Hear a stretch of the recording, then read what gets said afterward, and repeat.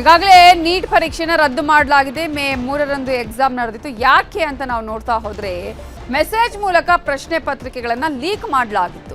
ಖಾಸಗಿ ಗ್ರೂಪ್ಗಳ ಮೂಲಕ ಪ್ರಶ್ನೆ ಪತ್ರಿಕೆ ಲೀಕ್ ಮಾಡಿ ಪರೀಕ್ಷೆಗೂ ಮೊದಲು ಈ ಪ್ರಶ್ನೆ ಪತ್ರಿಕೆ ಸಿಕ್ಕಿತ್ತು. ಅದು ಕೂಡ ಹಲವರಿಗೆ ಈ ಒಂದು ಲೀಕ್ ಆದಂತಹ ಪ್ರಶ್ನೆ ಪತ್ರಿಕೆ ಸಿಕ್ಕಿದ್ದು ವಿವಿಧ ರಾಜ್ಯಗಳಲ್ಲಿ ಪ್ರಶ್ನೆ ಪತ್ರಿಕೆಯನ್ನ ಲೀಕ್ ಮಾಡಲಾಗಿತ್ತು. ರಾಜಸ್ಥಾನದಲ್ಲಿ ಪ್ರಮುಖವಾಗಿ ಅಲ್ಲಿ ಲೀಕ್ ಆಗಿರೋದು. ಈ ಹಿನ್ನೆಲೆಯಲ್ಲಿ ರಾಜಸ್ಥಾನ ಪೊಲೀಸರು ವಿಶೇಷ ತನಿಖೆಯನ್ನು ಕೂಡ ಮಾಡಿದ್ದಾರೆ. ಕೇರಳದಿಂದ ರಾಜಸ್ಥಾನಕ್ಕೆ ಪ್ರಶ್ನೆ ಪತ್ರಿಕೆ ಇದ್ದು ಕೇರಳದಲ್ಲಿದ್ದ ವಿದ್ಯಾರ್ಥಿಯಿಂದ ರವಾನೆ ಆಗಿದೆ. ರಾಜಸ್ಥಾನದಲ್ಲಿರುವಂತಹ ವಿದ್ಯಾರ್ಥಿಗೆ ಕೇರಳದಲ್ಲಿದ್ದ ವಿದ್ಯಾರ್ಥಿಯಿಂದ ಪ್ರಶ್ನೆ ಪತ್ರಿಕೆ ರವಾನೆ ಆಗಿರೋದು. ರಾಜಸ್ಥಾನ ಮೂಲದ MMBS ವಿದ್ಯಾರ್ಥಿ 300 ಪ್ರಶ್ನೆಗಳಿರುವ ಕ್ವಶನ್ ಬ್ಯಾಂಕ್ ಅಂತು. ಅಂದ್ರೆ ಆ ಒಂದು ಕ್ವಶನ್ ಬ್ಯಾಂಕ್ ಅಲ್ಲಿ 180 ಪ್ರಶ್ನೆಗಳಲ್ಲಿ 150 ಪ್ರಶ್ನೆಗಳು ಕೂಡ ಸೇಮ್ ಟು ಸೇಮ್ ಅಂದ್ರೆ ಮ್ಯಾಚ್ ಆಗ್ತಾ ಇದ್ವು ಅನ್ನೋದನ್ನ ನಾವಿಲ್ಲಿ ಗಮನಿಸಬೇಕಾಗತ್ತೆ. ಅದುವೇ ತನಿಖಾ ಸಂಸ್ಥೆಗಳು ತನಿಖೆ ಮಾಡಿದಂತಹ ಸಂದರ್ಭದಲ್ಲಿ ಗೊತ್ತಾಗಿರುವಂತಹ ಅಂಶ. ಮೂಲ ಪ್ರಶ್ನೆ ಪತ್ರಿಕೆಯ ಜೊತೆ ಹೋಲಿಕೆ ಮಾಡುವಂತಹ ಸಂದರ್ಭದಲ್ಲಿ ರಾಜಸ್ಥಾನ ಮೂಲದವನಿಂದ ಈ ಪ್ರಶ್ನೆ ಪತ್ರಿಕೆ ರವಾನೆಯಾಗಿದ್ದು ವಾಟ್ಸಪ್ ಗ್ರೂಪ್ ಮೂಲಕ ಈ ಪ್ರಶ್ನೆ ಪತ್ರಿಕೆ ರವಾನೆ ಆಗಿದೆ. ಆ ಒಂದು ಪ್ರಶ್ನೆ ಪತ್ರಿಕೆ PG ಮಾಲೀಕನೊಬ್ಬನಿಂದ ರವಾನೆ ಆಗಿದೆ.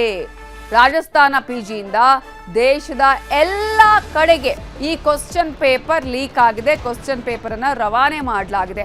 ಪರೀಕ್ಷೆಯ ನಂತರ ಅದೇ PG ಮಾಲೀಕ ದೂರನ್ನ ಕೊಡ್ತಾನೆ. ಅದೇ PG ಮಾಲೀಕ ಹೇಳ್ತಾನೆ ತಾನೇ ಲೀಕ್ ಮಾಡಿ ತಾನೇ ದೂರನ್ನು ಕೂಡ ಕೊಡ್ತಾನೆ. ಈ ರೀತಿಯಾಗಿ ಪ್ರಶ್ನೆ ಪತ್ರಿಕೆ ಲೀಕ್ ಆಗಿದೆ ಅಂತ ಹೇಳಿ PG ಮಾಲೀಕ ಹೇಳ್ತಾನೆ.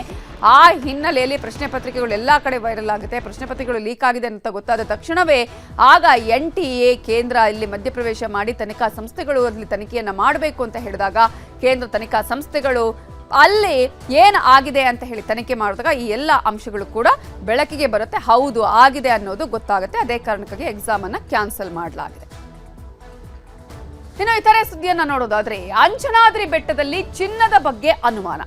ಆಂಜನೇಯನಿಗೆ ನೀಡಿದ ಆಭರಣದ ಅಸಲಿ ಅರ್ಥೇನು? ಶಾಸಕ ಗಾಲಿ ಜನಾರ್ದನ ರೆಡ್ಡಿ ಮೇಲೆ ಇದೀಗ ಅನುಮಾನ ಇದೆ. ಆಂಜನೇಯನಿಗೆ ಕೊಟ್ಟಂತಹ ಆಭರಣದ ಅಸಲಿ ಅರ್ಥೇನು ಅನ್ನುವಂತಹ ಪ್ರಶ್ನೆ. ಅಂಜನಾದ್ರಿ ಬೆಟ್ಟದಲ್ಲಿ ಚಿನ್ನದ ಬಗ್ಗೆ ಈಗ ಅನುಮಾನ. ರೆಡ್ಡಿ ಆಪ್ತ ಮಹೇಶ್ ರೆಡ್ಡಿ ಮೇಲೂ ಕೂಡ ಡೌಟ್. ದೇವರಿಗೆ ಕೊಟ್ಟಿದ್ದು ಅದು ಚಿನ್ನನ ಅಥವಾ ಕೇವಲ ಚಿನ್ನ ಲೇಪಿತಾನ?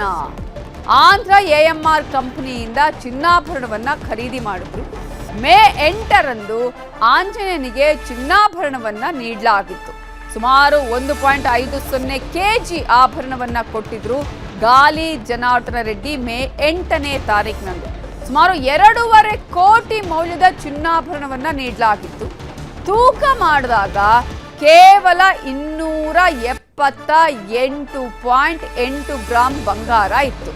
ಚಿನ್ನದಲ್ಲಿ ಬೇರೆ ಲೋಹ ಮಿಕ್ಸ್ ಮಾಡಿರೋದು ಕೂಡ ಪತ್ತೆಯಾಗಿದೆ. ಕೊಪ್ಪಳ ಜಿಲ್ಲಾಧಿಕಾರಿ ಡಾಕ್ಟರ್ ಸುರೇಶ್ ಇಟ್ನಾಳ ಇದೀಗ ಹೇಳಿಕೆಯನ್ನ ಕೊಟ್ಟಿದ್ದಾರೆ. ಈ ಚಿನ್ನದ ಬಗ್ಗೆನೇ ಈಗ ಇರುವಂತಹ ಅನುಮಾನ. ಇದು ಚಿನ್ನನ ಅಥವಾ ಚಿನ್ನ ಲೇಪಿತಾನ ಅನ್ನುವಂತಹ ಅನುಮಾನ ಕೂಡ ಇರುವಂತಹದ್ದು.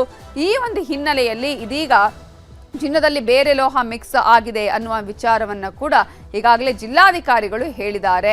ಅಂಜನಾದ್ರಿ ದೇಗುಲಕ್ಕೆ ಕಾಣಿಕೆಯನ್ನ ಕೊಟ್ಟಿರುವಂತಹ ಈ ಚಿನ್ನದ ಬಗ್ಗೆನೇ ಈಗ ಸಾಕಷ್ಟು ಅನುಮಾನಗಳು ಕೂಡ ವ್ಯಕ್ತ ಆಗಿದೆ. ಅಂಜನಾದ್ರಿ ಬೆಟ್ಟಕ್ಕೆ ಚಿನ್ನಾಭರಣವನ್ನ ದೇಣಿಗೆ ಕೊಟ್ಟಿರುವ ವಿಚಾರಕ್ಕೆ ಸಂಬಂಧಪಟ್ಟ ಹಾಗೆ AMR ಕಂಪನಿಯವರು ಬಿಲ್ಗಳನ್ನ ಕೊಟ್ಟಿದ್ದಾರೆ. ಬಿಲ್ಗಳನ್ನ ಪರಿಶೀಲನೆ ನಡೆಸ್ತಾ ಇದ್ದೇವೆ. ತಜ್ಞರಿಂದ ಪರಿಶೀಲನೆ ಮಾಡಿಸಲು ದಾನಿಗಳು ಹೇಳಿದ್ದಾರೆ.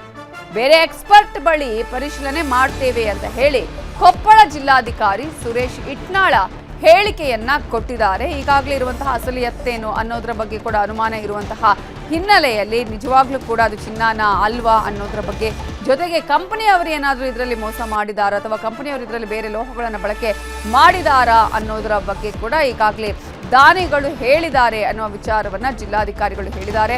ತಜ್ಞರಿಂದ ಪರಿಶೀಲನೆ ಮಾಡಿಸಿ ಅಂತ ದಾನಿಗಳು ಹೇಳಿದ್ದಾರೆ.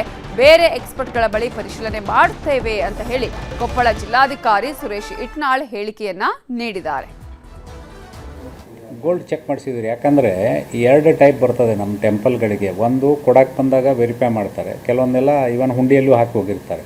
ಬಟ್ ಯಾವುದೇ ಇದ್ರೂ ಅದನ್ನು ಎಷ್ಟು ಪರಿಶುದ್ಧತೆ ಇದೆ, ಎಷ್ಟು ಗ್ರಾಮ್ ಇದೆ, ಅದರ ವ್ಯಾಲ್ಯೂಯೇಷನ್ ಏನು ಅಂತ ಮಾಡಿ ಒಂದು ಫಾರ್ಮ್ಯಾಟ್ ಮಾಡಿಕೊಂಡು ಎಂಟ್ರಿ ಮಾಡಿ. ಈಗ ಅಂಜನಾದ್ರಿ ನಿಮಗೆ ಇತ್ತೀಚೆಗೆ ತೊಗೊಂಡಿರುವಂಥದ್ದು ನಾವು. ಸೊ ಅವರು ಈ ದೇವರಿಗೇ ಅರ್ಪಿಸ್ತಾ ಇದ್ವಿ, ದೇವ್ರ ಮೇಲೆ ಇರಲಿ ಅಂತ ಹೇಳಿದ್ದಕ್ಕೆ ಇವರು ಒಂದು 2 ದಿವಸ ಬಿಟ್ಟು ಚೆಕ್ ಮಾಡಿದ್ದಾರೆ. ಚೆಕ್ ಮಾಡಿದಾಗ ಈಗ ಒಂದು ನನಗೆ ಕೊಟ್ಟಿರೋ ರಿಪೋರ್ಟಲ್ಲಿ ಎಷ್ಟು 28 ಗ್ರಾಮ್ಸ್ ಅಂತ ಬಂದಿದೆ.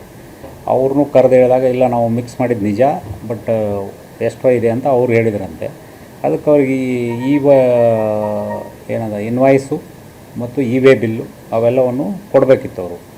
ಅವತ್ತು ಕೇಳಿದ್ರು ಅವರು 2 ದಿವಸ ಟೈಮ್ ಕೊಡಿ ಅಂದರು, ನಿನ್ನೆ ಕೇಳಿದ್ರು 2 ದಿವಸ ಅಂತ. ಅದಕ್ಕೆ ಮಜರ್ ಮಾಡಿದ್ದಾರೆ. ಅಕಸ್ಮಾತ್ ಅದು ಅವ್ರೇನು ಕೊಡಲಿಲ್ಲ ಅಂದರೆ ರಿಟರ್ನ್ ಮಾಡ್ಬೇಕಾ ಏನೋ ನೋಡ್ತೀವಿ, ಇಲ್ಲ ಏನಿದೆಯೋ ರೆಕಾರ್ಡ್ ಮಾಡಿ ಟ್ರೆಜರಿಗೆ. ಈಗ ಸದ್ಯಕ್ಕೆ ನಮ್ಮವ್ರು ಯಾರೋ ಟೆಸ್ಟ್ ಮಾಡಿರೋ ಪ್ರಕಾರ 28 ಗ್ರಾಮ್ ಬಂದಿದೆ. ವ್ಯಾಲ್ಯೂಯೇಷನ್ ತೊಗೊಂಡಿದ್ವಿ, ಅವ್ರು ಕೊಟ್ಟಿದ್ದಾರೆ, ಜ್ಯುವೆಲ್ಲರ್ಸ್ ಕೊಟ್ಟಿದ್ದಾರೆ, ಎರಡು ಸೇರಿ ವ್ಯಾಲ್ಯೂಯೇಷನ್ ಕೊಟ್ಟಿದ್ದಾರೆ. ಸೊ ಈಗ ಇವರು ಟ್ರೆಜರಿಗೆ ಇಡಬೇಕಾಗಿರೋದ್ರಿಂದ ಆ್ಯಕ್ಚುಲಿ ಇವರು ರೆಕಾರ್ಡ್ ಮಾಡ್ಬೇಕು, ಅಕೌಂಟ್ ಮಾಡಬೇಕಾಗ್ತದೆ ಎಷ್ಟು ಬಂತು ಏನು ಬಂತು ಅಂತ.